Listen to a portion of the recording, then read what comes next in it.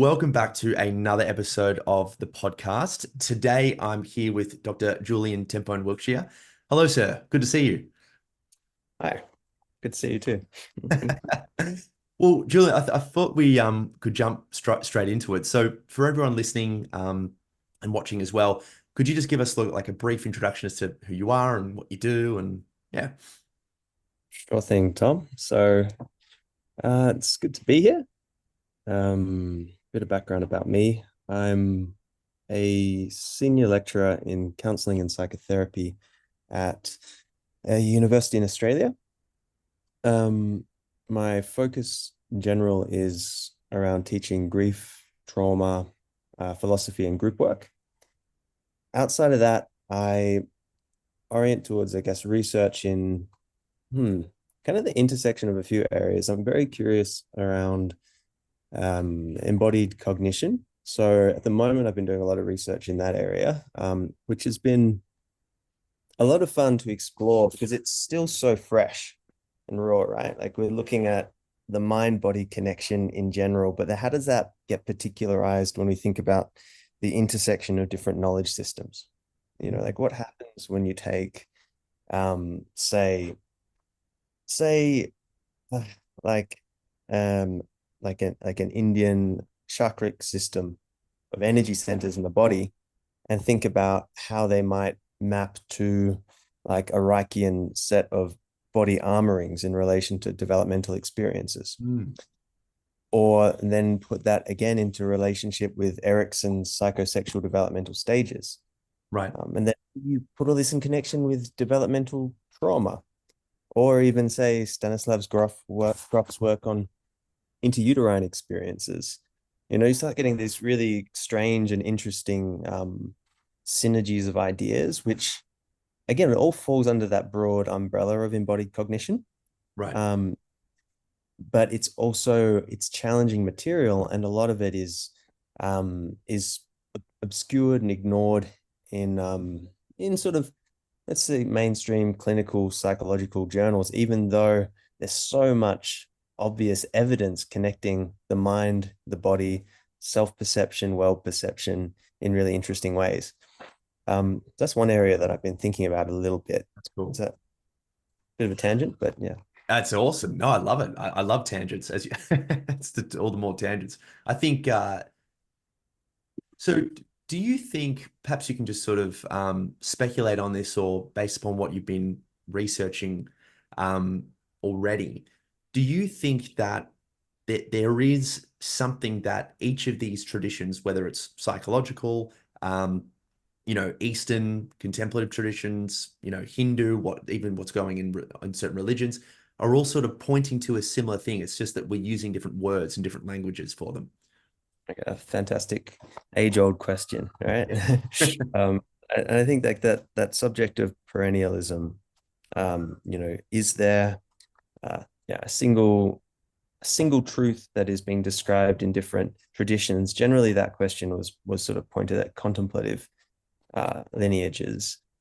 And I think now we're in an interesting moment where we have also these clinical psychological models, which are not necessarily um, entirely convergent upon transpersonal models, but you can put them into relationship with each other. Mhm. So, for instance, think back to like the work of Ken Wilber and particularly Dan Brown in like the 1980s, like books like Transformations of Consciousness. Now, this was a fascinating attempt to really map together psychological models across the different stages of development: the pre-personal, pre-verbal, the personal during like those developmental years, and the post-personal, understood in terms of spiritual or transpersonal experiences and progression. So trying to put like, just for as an example, like Indian maps together with Buddhist maps, together with Western clinical models to kind of understand the progression Mm. throughout life is an interesting project. One thing that Dan Brown came back to was this idea. He challenged the idea that there might be many paths converging on one truth, but to instead saying that there are potentially many, many different goals or outcomes of these traditions, but they all share a similar path. Right. And I think what he's really getting there is to the interconnection between, how do you say this?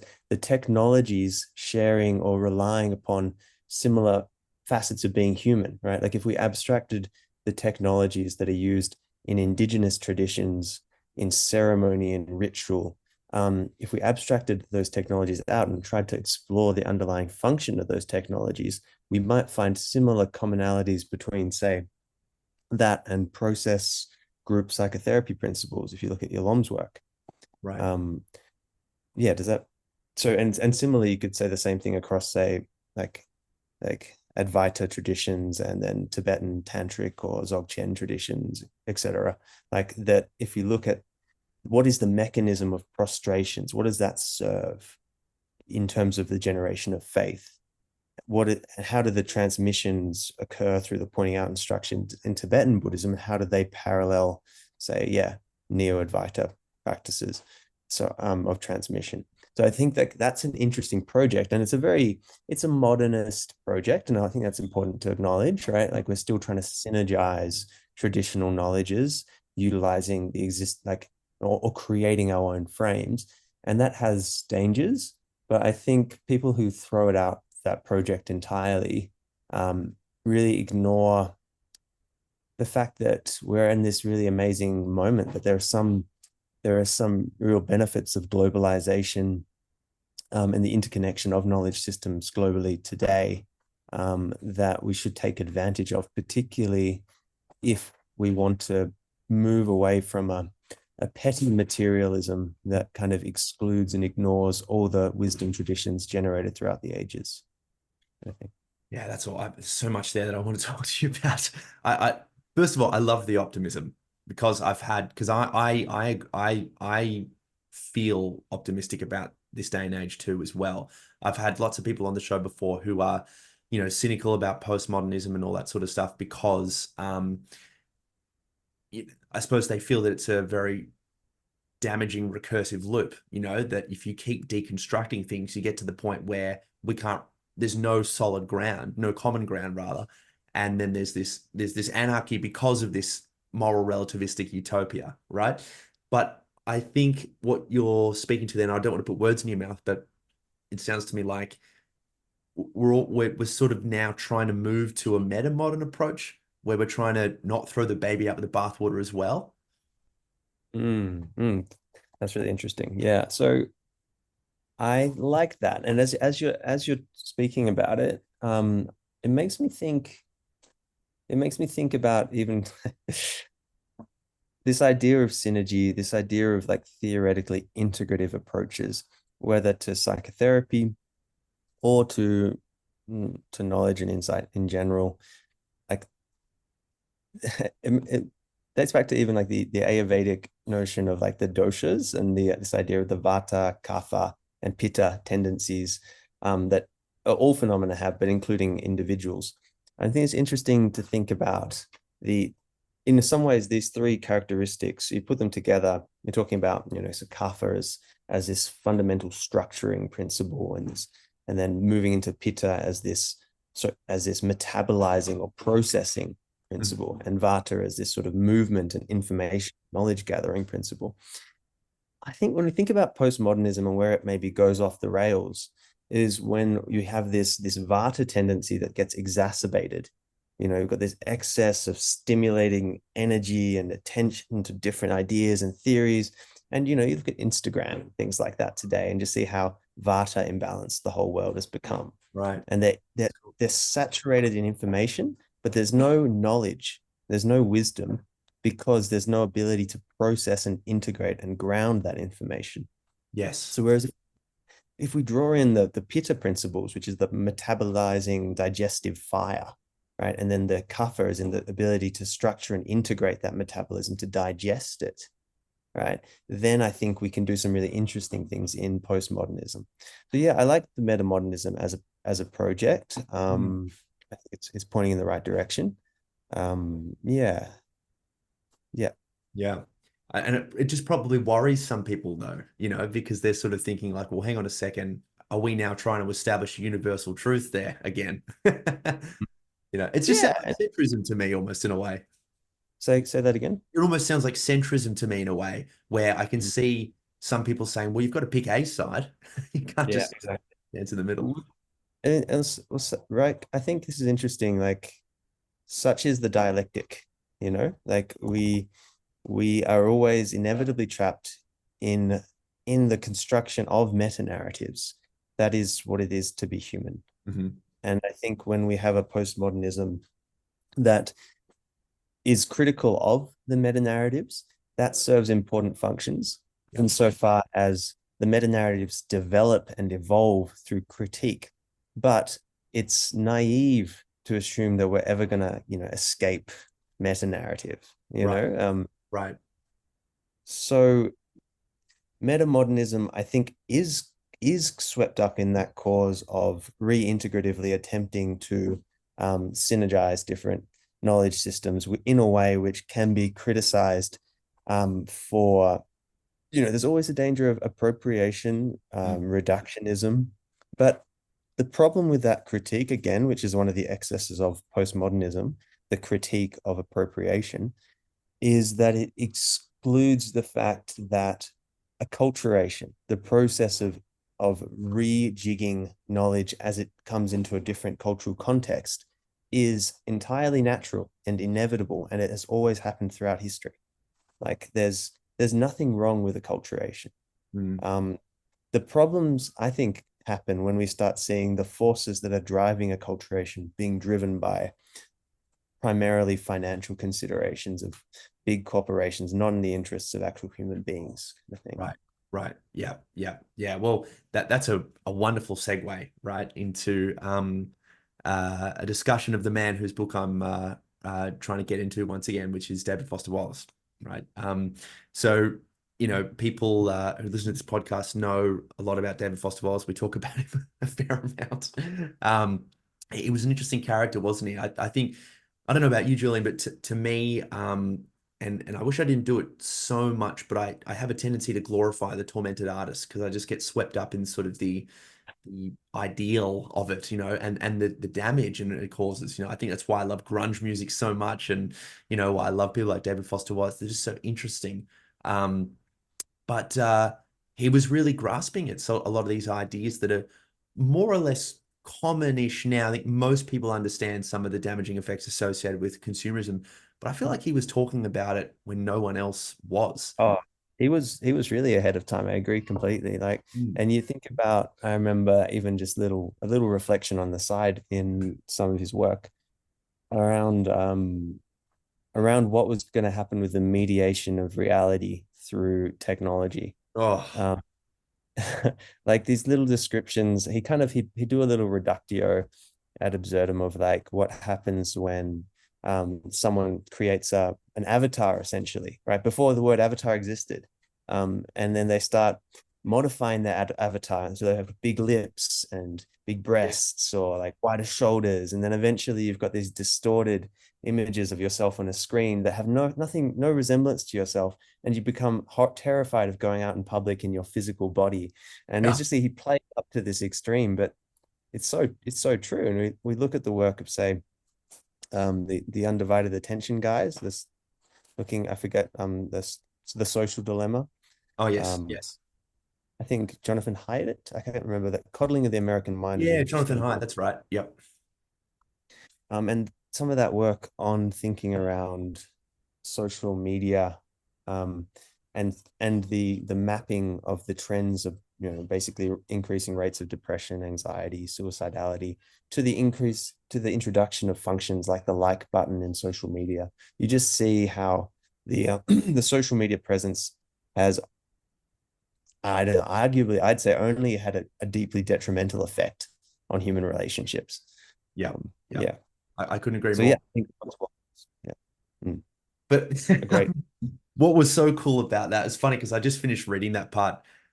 It's so good. I don't know how he was like able to think so far ahead. Like he was not only able to predict like Snapchat filters and Instagram filters and stuff like that, as you said, but he was able to predict like almost like what you and I are talking about now. Like there's that part in the book of Infinite Jest where he's saying like it's going to become so bad that people can't go out without looking like their avatar, that they want to then move away from speaking through the videophony, right, on the teleputer, and just speak over the phone, because then they can go back to feeling as though the other person's giving me undivided attention whilst I can pretend that I'm giving them undivided attention when I'm actually not. I think that's one of the greatest. It's so far ahead. It's not just like predicting a future trend. It's predicting what's going to happen in response to that future trend. I thought it was funny. I got a little snippet of Foster Wallace as you were saying that too. There's something in his cadence, like a supposedly fun thing I'll never do again. Like there's, um, yeah, it's you're right. It's like almost a prophetic neurosis that he Mm, has. mm. Yeah, yeah, yeah. It's sad in a way, but yeah, the way he writes, it's like, like people are gonna miss doing that thing that they do when they pretend that they know sign language. So they do weird hand gestures to the people that are in the same rooms without telling the person they're speaking to that there's another person in the room. This wonderful thing of writing them. You read that and you go, yeah, I've definitely done that. Like I'm probably doing it now. So good. Uh, but thank you. I mean, thank you for the reminder. I'd like to revisit him. So Foster Wallace was an important influence for me. And I think going back to what you were saying before around the wounded artist archetype, and I don't know if you've looked at the Enneagram. I think it's one of the more interesting sort of psychometrics out there for some good reasons. Like it's pretty predictive. If you look at scientific virtues of different theories, like your ability to utilize the model for prediction and its predictive accuracy is an important measure of its validity. So you can generally tell who are the number fours, the wounded artists. Yeah. um and if you think, I guess I think there's something in there about connecting with the underdog. And if you think about a society which maybe as a product of globalization and industrialization and digitization, um in a sort of capitalist ethos where like you have to be aggressively competitive in order to get your voice heard. Right. um yeah, you see someone who's sensitive, and like their strength comes from their sensitivity, and like they'll actually shut down if they're sort of, if there's not a receptivity to them. Like, and then in some ways there's a respect for that as a type of underdog in this cultural context. It's almost like these are the truth sayers who are actually not being heard at large, and then every now and again people actually catch them, hear them, and then there's a movement behind them, like in the case of David Foster Wallace. um a few years ago, I used to go to David Foster Wallace conferences, actually, Yeah. well, in Illinois. And they have like, yeah, a whole conference dedicated to his work. And it was just when I'd be in the States and I'd go along and I'd present something. And it was beautiful just to see the influence that this man had.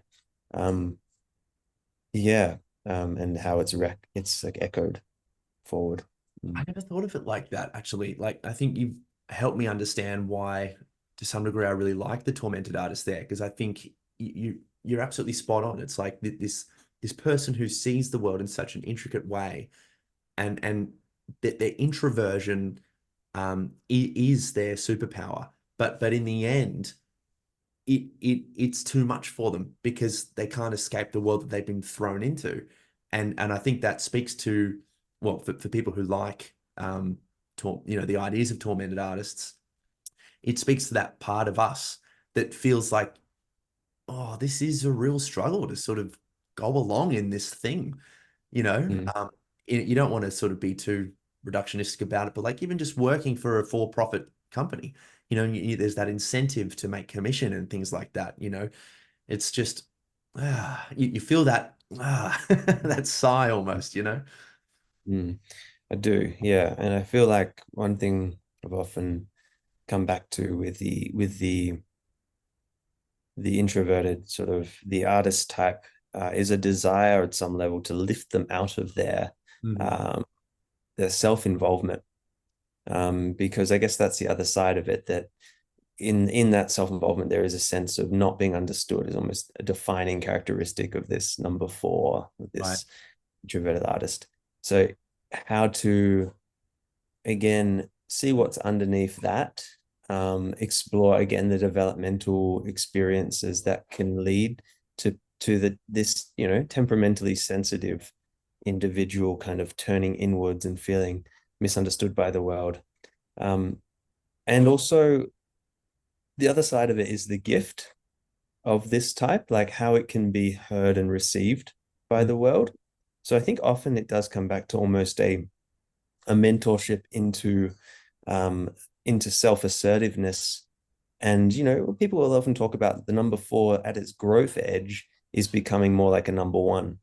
Like and the one is a reformer, and it's defined by its integrity in holding to an alignment with its own knowledge of what is true and right, and then and holding that for themselves and holding it for others. So it's people like Dave Foster Wallace, you can see like he had deep insights. Like someone like that really should be governing, but Mhm. they're not. We live in a society which is governed by aggressive eights, Right. domineering challenges, right? It's not about the level of reflective awareness and insight. But the four, when given support and confidence and self-belief, can step more into this assertive, confident, um, integrous one who can sort of reform Right. society through the knowledge that they transmit. Yeah. That's really interesting. So, it, would it be right in saying that a number one on the Enneagram is sort of so associated with conscientiousness from personality? Um, Yes. okay. Yeah. Okay. Definitely. There's a conscientiousness. Mm. Yeah. Because I remember reading some of that stuff in my grad dip and thinking, there's a strong relationship between conscientious individuals and success, not necessarily happiness, um, but to some degree happiness, I suppose. And then you think about how success is defined in our society. It's going along to get along, doing the same thing. I'm not trying to be mean. I need some of that myself, but doing the same thing over and over again, postponing gratification, walking that same path to work up a hierarchy, I suppose. Yeah, and well, I want to say too that the let's not steer too heavily into the Enneagram stuff, Yeah, but yeah. yeah, but it's got some value. So it's not that the four becomes a one. The four is still defined as a four. It's still um at root this more individualistically oriented, uh, emotionally driven, temperamentally sort of sensitive um individual um who who basically goes deep into knowledge traditions and really explores whatever their area is, whether they're a visual artist, whether they're they're a deeply expressive type that sort of does a lot of exploratory work, but they take on some of the characteristics of the one. So the downsides of the one obviously is that conscientiousness can also be really caught up with an uptight sort of perfectionism, Right. which isn't necessarily going to serve, and it can be based in, yeah, more maybe some um, more shallow sort of goals as well. But yeah, so yeah, it's an interesting frame to see things through. Um, Always can be a bit reductive to make sense of individuals through a typology. Yes. Um, mm. One of the things I wanted to ask you, Julian, was how you see philosophy as augmenting psychotherapy. Because I know, as obviously you said in your introduction as well, that you are a psychotherapist as well as you being a philosopher. Do you draw upon philosophical ideas, or do you feel that being overly conceptual is not necessarily conducive to what helps an individual? Oh, that's a fantastic question. What I'd say that that psychotherapy should be taught as philosophy. And that one of the biggest problems in the mental health field today is that the the dominant clinical approaches, psychology, psychiatry, they're taught as hard sciences. Well, psychiatry is a hard science, which, I mean, if you look at Yalom's work, you see how that's changed in the last 50 years, that today psychiatrists are almost entirely biochemically driven because of, again, more economic incentives in a system where it just doesn't make sense to practice as a psychodynamic psychiatrist these days because no one can afford to see you Mm. because you cost $1,000 an hour.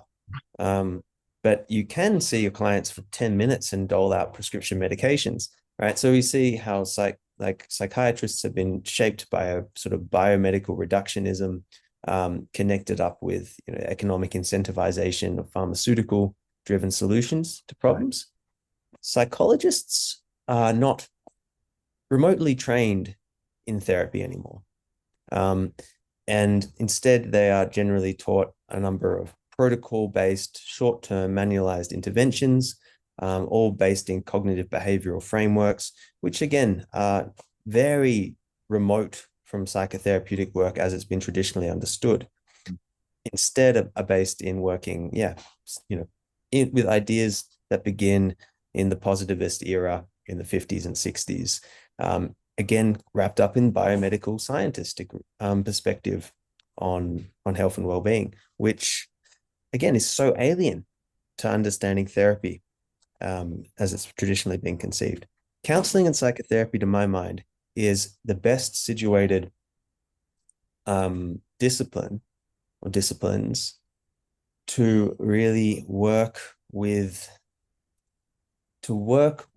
the healing potential of therapeutic relationship or relationship in general, to work directly with phenomenal experience, to work with consciousness, Mm. and to draw upon the wisdom traditions that have been cultivated for thousands of years. It's lost in the other disciplines. So I trained as a social worker before I trained as a psychotherapist. So I had a master's in social work. Great discipline. It also engages with the humanities, Mm. social work, and at least attempts to work structurally with systems. But the problem is, social workers also have no experience with psychotherapy or counseling, no experience with how to work through relationship to heal and support people. Mm. So, yes, so to my mind, the problem in counseling and psychotherapy trainings is when they try and take a leaf out of the book of psychology or clinical psychiatry and um, and orient towards a sort of scientific reduction, right? At its extreme, which unfortunately is really common today, you get psychology trainings where people will have literally no triad practice or training in what it is to use relationship to support someone, an Right. entire degree with no firsthand experience of actual therapy. Yeah. Um, so we want to steer away from that, and philosophy is the best way because it begins in exploring.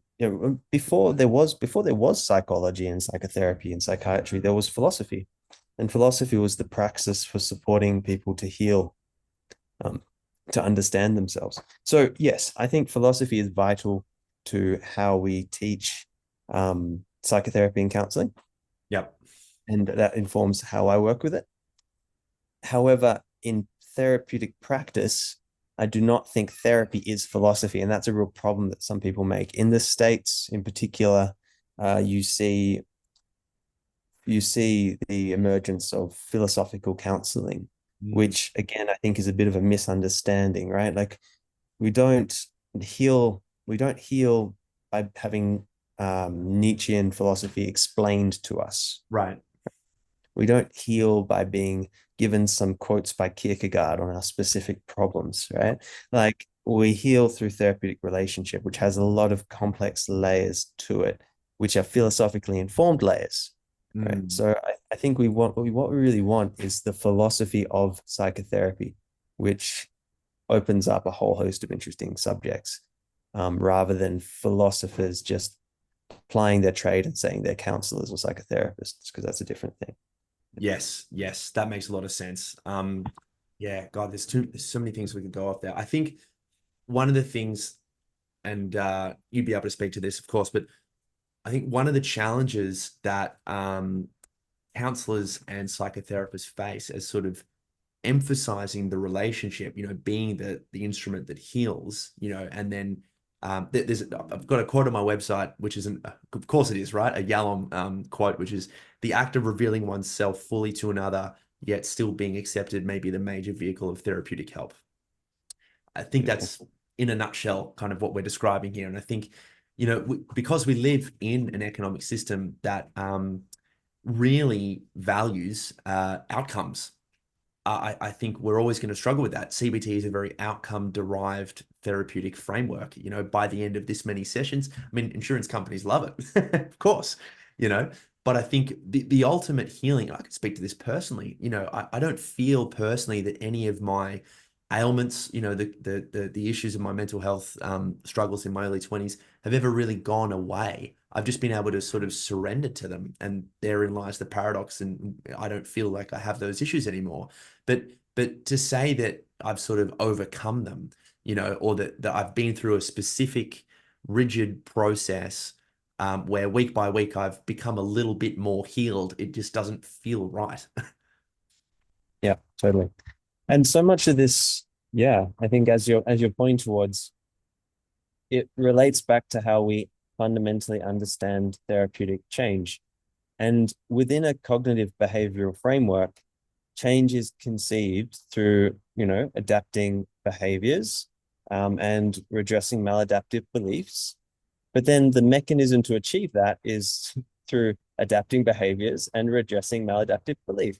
The problem is that we really know on an individual basis and through firsthand experience that that is not what actually drives therapeutic change. Like on perhaps in certain concrete examples and situations, yes, you can use reason to understand how your beliefs are irrational and how you should act differently. Or you can condition yourself as one might condition Pavlov's dog, to respond differently to stimulus. But as you're saying, what does it mean to be seen fully in yourself by another and accepted?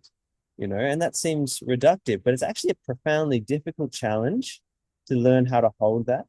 Yes. It has a lot of complexity to it, but it also roots down in our understanding of development and formative life experiences where very few people really receive the level of attunement, safety, protection, nurturance, care, express delight in their presence, playful collaboration, like these core needs that we have in early life for deep attunement, right? Which can facilitate the ability to heal and not just heal, but ultimately model ourselves, right? So I talk a lot about the internal working model of self, world, and other, drawing back to attachment theory and Bowlby's early work, because these maps we form of ourselves, we carry forward and shape the rest of our life. And we look at, this is one interesting thing around post-structuralism and postmodernism, is at least a recognition of the constructed nature of reality via certain narrative models, right?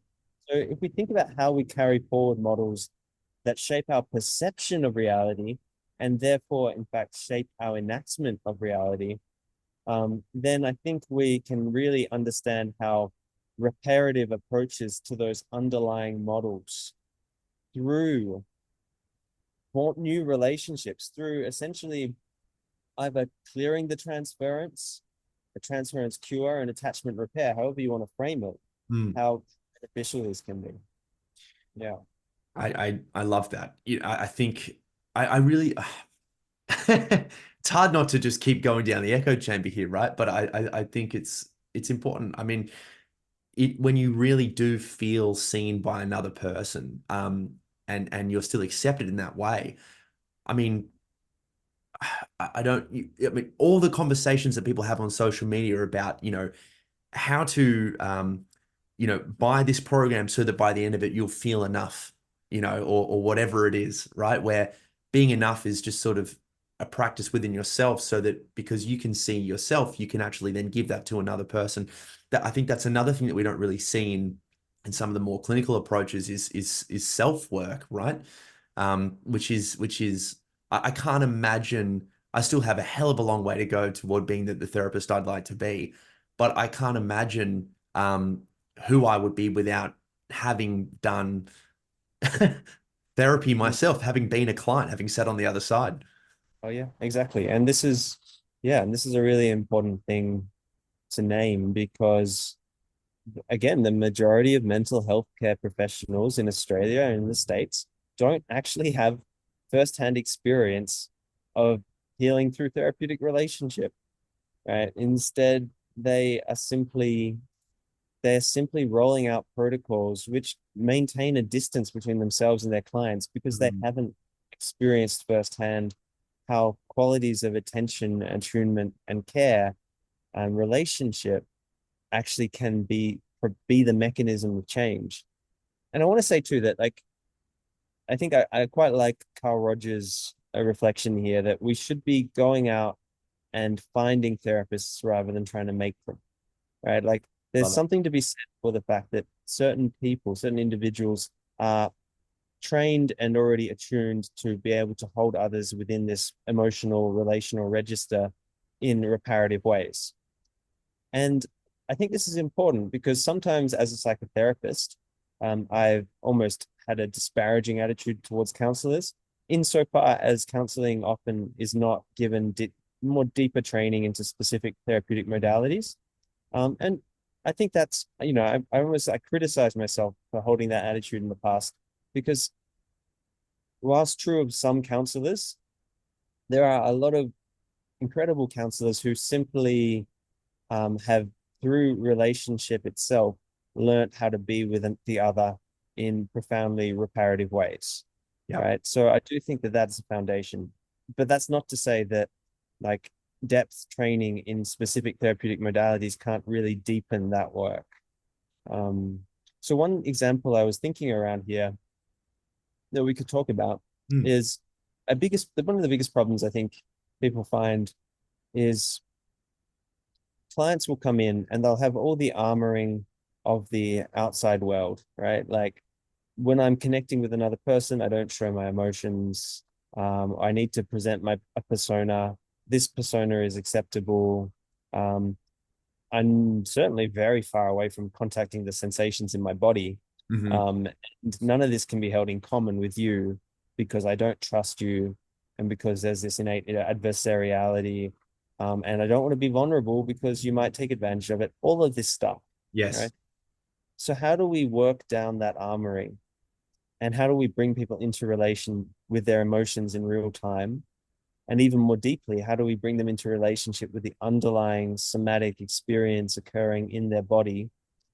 And how do we hold that experience in common through a mode of like shared deep listening, essentially, right? Where we can bear with the suffering and support them to bear with their own suffering Mm.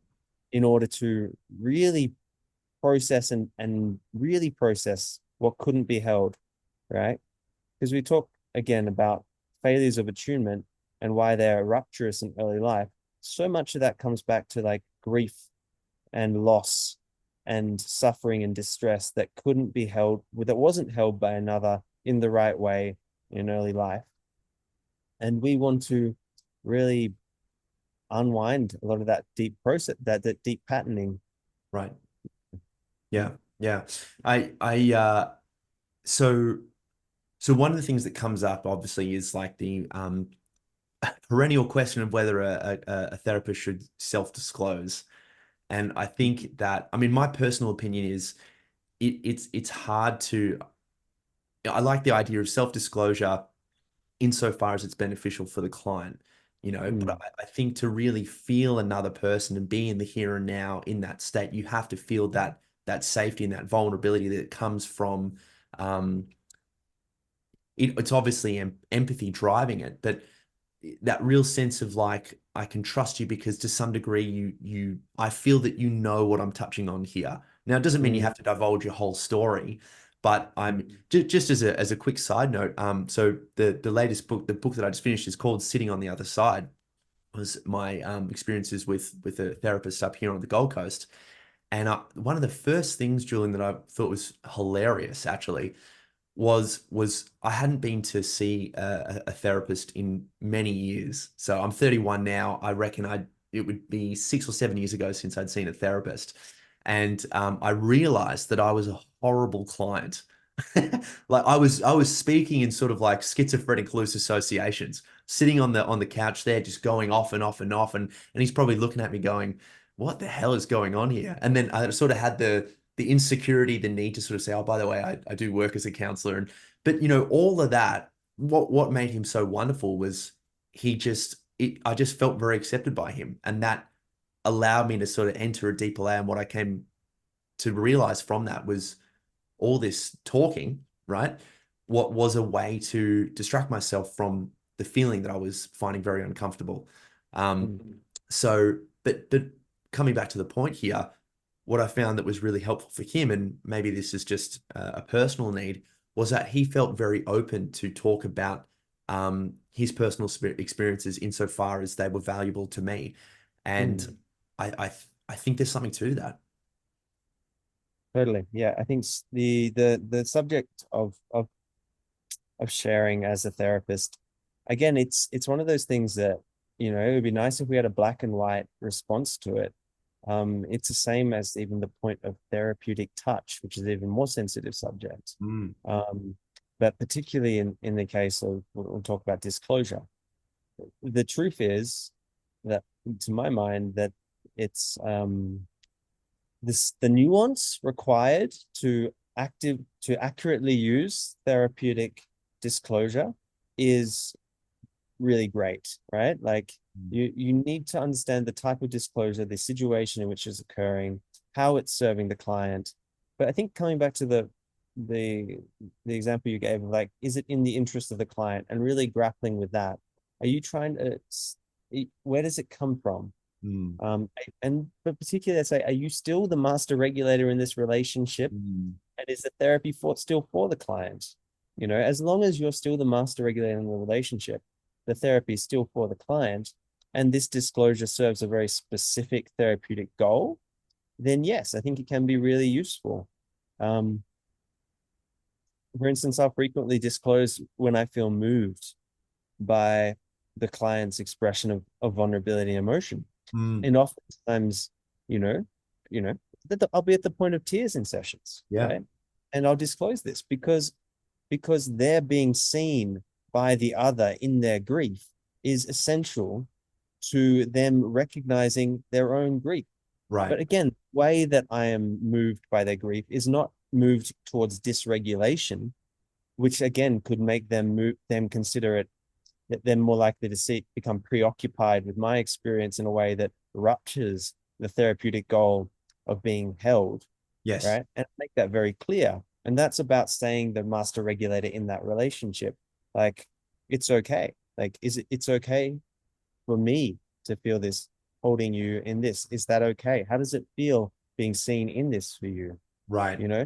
So a right. lot of that attention comes back to the I thou and the third space between us, and utilizing that as a tool for both deepening intimacy, increasing authenticity, and really working with that the self other, or the formation of self through relationship with the other, right? And Yes. then understanding what transferential tendencies there are there, right? Like, if in being witnessed in their vulnerability, a whole lot of resistance has come up, right? Whether distrust, like either expressed through aggression or closing off. Like, we bring attention to that, Mm, right? And that is an interesting tool for understanding um, how again we have been formed through, a crucible of certain dynamics. Which, so again, we're making contact with the earlier self through the deep visceral memory that that arises through its enactment in relationship. yes, And this is the yes. embodied cognition piece,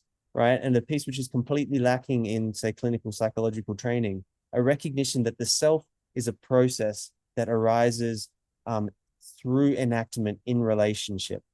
And, embodied cognition pays attention to the embeddedness of self in context, the embodiment of mind and body connection, the sort of the contextualization of self, and the enactment of self, right? So I think I'm at the moment I'm really pushing to explore this and integrating an embodied cognitive perspective with more mainstream cognitive behavioral approaches to therapy, to hopefully shift the training Yeah, of more psychologists and things like that, so we can recognize the subtleties here, right? Because obviously you can't really grapple with this stuff without firsthand experience in therapy. Yeah.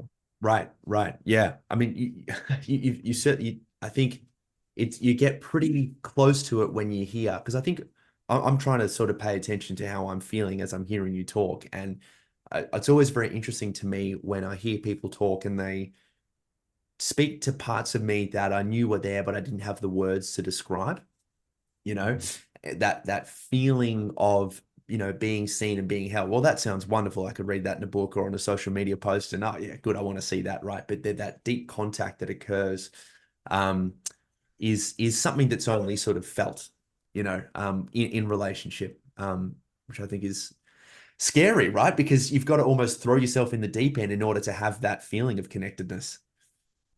Yes, exactly. And that is again the profoundly beautiful thing about psychotherapy, which I'm just sad that most mental health professionals don't get to experience in Mm. Australia or elsewhere. That is like like the fact that we're playing with fire, and it's a real living art, psychotherapy. Like Mm. and that's the thing to sit in a group, an open process group, and work with like these 12 living beings all coming into dynamic relationship with one another, Mhm. or just working one-on-one with a client, like the level of intimacy, vulnerability, presence, and the sacredness of that exchange is something that we've become increasingly dissociated from culturally. So it's interesting, like just very recently, in the last days, I witnessed a grief wailing ritual Mm. held by an indigenous family after a loss. And it was profound just to be in proximity to it.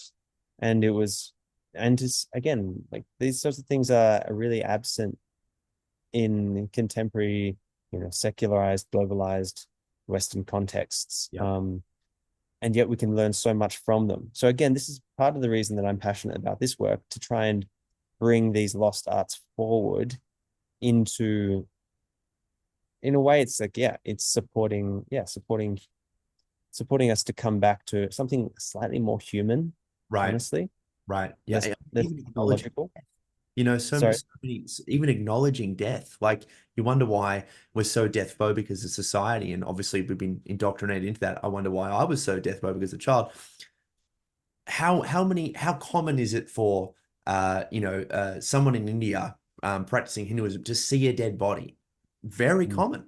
I don't know much about it, but from what I understand, they leave the body, they sort of hold it up, they present. It's like this is a part of the whole process of living and mm, dying and just being in a body. And yet we don't want anything to do with that in the West, and it even goes so far as that there's a beautiful book. I forget the name of it, but he was a doctor and he wrote about Life is but a dream, and he wrote about the dreams and the visuals that people who are dying have, and they have these experiences of seeing their loved ones and all this sort of stuff. Um, and one of the worst things that he found, and part of the reason why he really wanted to write the book, was that, and I remember Ram Dass writing about this as well, even as nurses or doctors, I'm not having a go at anyone in particular, but when someone is dying, right, I think it's sort of similar to what you were talking about before with the medical model. There's this sort of like, oh no, life, it's, hey, your biomarkers look pretty good today. They yeah. don't want to touch that. Hey, you could be dying soon, but that's Mm. okay. Yeah, totally. There's the interesting Stephen Jenkinson's work. Die Wise is an interesting book in this Oh, area, cool. because he looks a lot at palliative care and precisely this type of cultural death denial and the disservice it does to the families of the dying as well as the dying. And to think about, what if this act of dying, this final act of dying, is your final gift Mm, to mm, those around you, right? And again, we bring in this existential perspective. Like a lot of therapy ends up, whatever problem people come in with, whether it's anxiety, whether it's perfectionism, whether it's obsessive tendencies, um, more measuring your weight, or struggling with like a job, like even these more symptom oriented, smaller, more concrete things are often just the most superficial layer Yep. of or expression of these deep underlying death anxieties, Yep. the confrontation on some level with an awareness of their own finitude, right? And the need to find meaning in this this fragile short life that we have in a world which doesn't offer like a coherent sense of meaning intrinsically. You have to choose. You have to find your meaning and take ownership and responsibility for the meaning that you have in your life. So Right. this existential perspective is critical. It comes up in through every session. Um, that it's not the totality of the work, but it's a core part of the work to really grapple with what it is to live like authentically, to have like a good faith relationship with your existence, rather than to again try to hide behind something. So I mean, often we need to have that existential isolation sort of pierced by the intimacy that therapy can offer, Mm. creating this ritualized vessel on a weekly basis where you can commune with another person with these deep existential questions, which, as you mentioned earlier, these are not isolated questions that exist just on the side of the client, right? I'm grappling with my own death as well. I'm Yeah. grappling with my own meaning as well. And again, that idea that that cannot be shared on some level is this hangover from the expert, the expertise model of early psychiatry, and then the pathologized client model. Like, Mm. I mean, again, wouldn't go into my stuff because the therapy is still for the client, Sure. but there's no sense in which they are the pathologized subject here, Right. right? Um, we wandered a little bit, but tying that back to grief and having a real confrontation with death. Yeah, like this plays out even in the models. When I inherit a subject on grief, and the first thing I see is that it's all clinical, um, taxonomic models. It's almost yeah, it's interesting taxonomy. This idea that they're taking apart a dead body Mm. rather than seeing grief as a living process, Yes. Yeah. right? And then so I try immediately trying to, okay, yes, you need to know your phases, your stages, your tasks, and thinking about how we can break grief down into these different components. But if we really want to grapple with grief, we've got to think of it through the wisdom traditions that are around how a relationship with grief can deepen our praise for life. Mm. It can deepen our engagement with life because we're living with a knowledge that every moment is sacred because we are dying.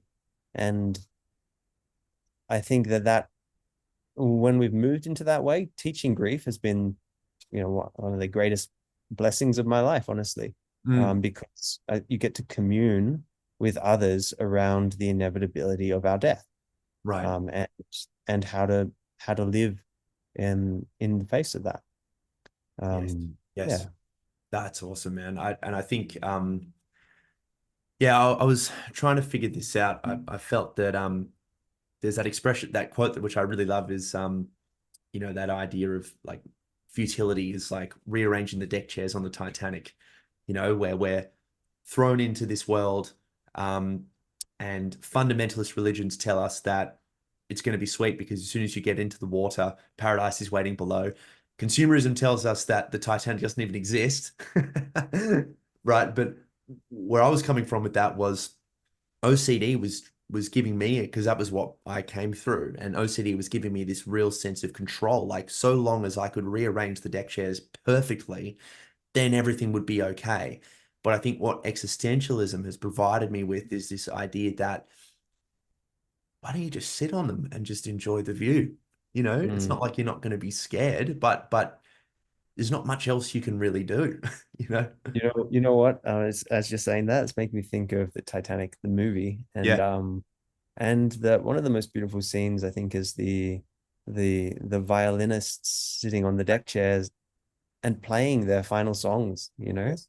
Yes. Um, and in some way that yeah, that the bittersweet um contact with almost like the profundity that's added to those final songs, as that there's no need to play, but rather than panic, why can't we, to be in and commune with others and act an act of service. It's actually a really beautiful metaphor for, I think what existentialism is asking of us, how we can live in relationship to these givens of existence. Yeah. Uh, Yeah. Hey, Julian, I mean, we could talk for hours and I I definitely want to do this again, but thank you so much for joining me on the show. I felt a real sense of flow in speaking with you, and there's so many other areas that I'd love to explore. So if you'd love to, I'd love to do a round two. That'll be great, Tom. Yeah, really enjoyable conversation. Thank you. And keep up the great work. These are the conversations that I think we should all be having. So thank you. I appreciate it. And hey, guys, thank you so much for listening. As always, I will talk to you soon. Thank you once again, Julian.